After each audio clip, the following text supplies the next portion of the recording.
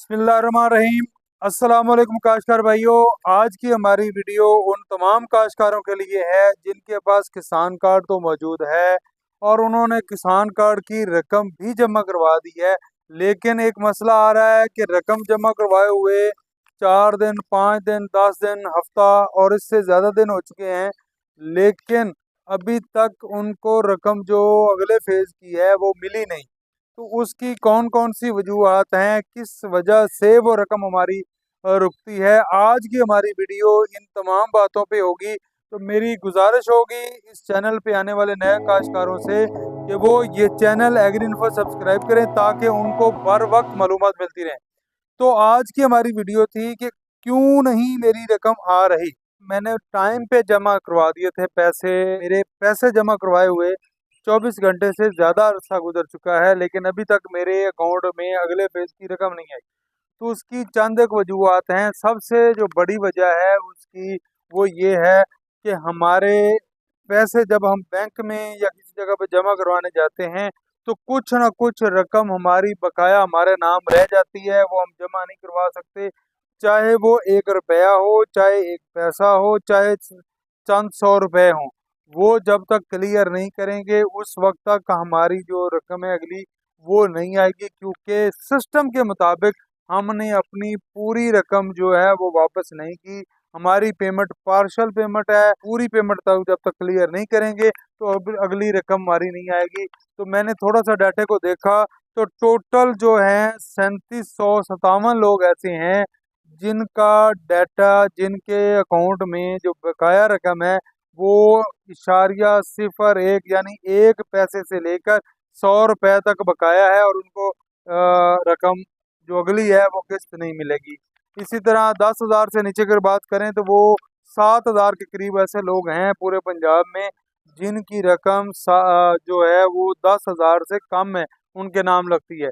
तो मेहरबानी करें पहले ये क्लियर करवाएं। जैसे आप क्लियर करवाएंगे और उसके बाद 24 घंटे गुजरेंगे तो आपको रकम ये मिल जाएगी।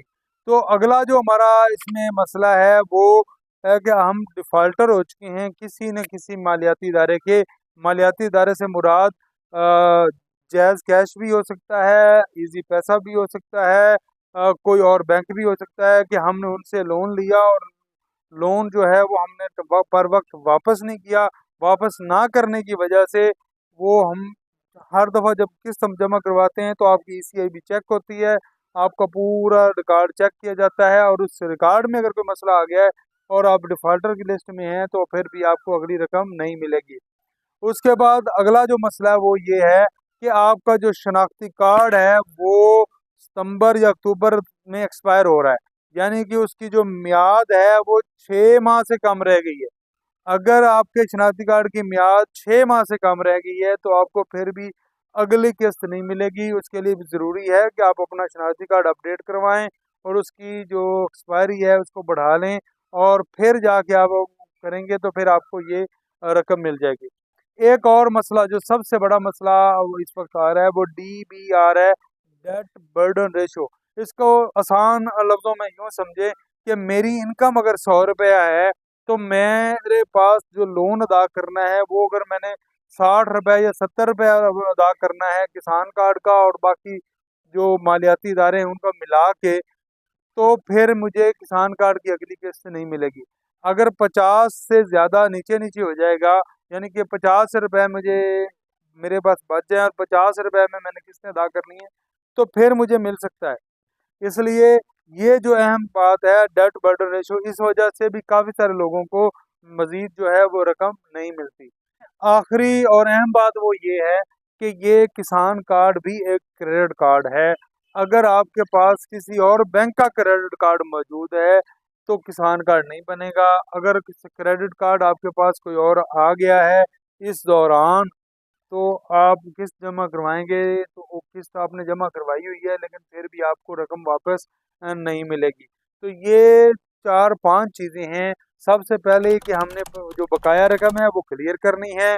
दूसरे नंबर पे हमने हमारे कार्ड की मियाद है उसको बढ़ाना है। तीसरे नंबर पे डेट बर्डन रेशो का ख्याल रखना है।